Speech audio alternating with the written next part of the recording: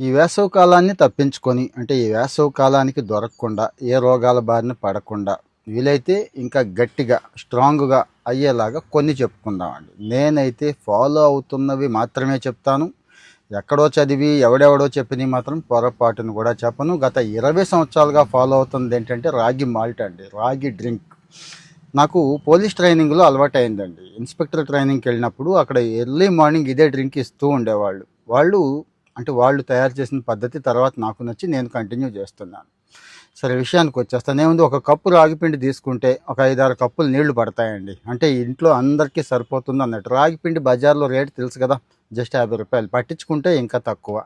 So జావ కాసేస్తాం. జావ కాసే క్రమంలోనే దింపే ముందే చక్కగా బెల్లం అంటే తెలుసు కదా, ఆర్గానిక్ బెల్లం దగ్గర నుంచి కాస్త మంచి బెల్లమే తెచ్చుకుందాం. అలాగే ఒక 2 ఏలకలు నలగొట్టి కాస్త పౌడర్ చేసుకొని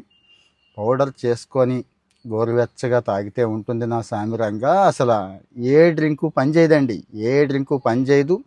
ధాతు పుష్టి, శరీరానికి బలం, ఎముకకేమో మామూలు బలం కాదు, ఇక బీభత్సమైన బలం. ఇక షుగర్ పేషెంట్లు వీళ్ళకి చెప్పక్కర్లేదు.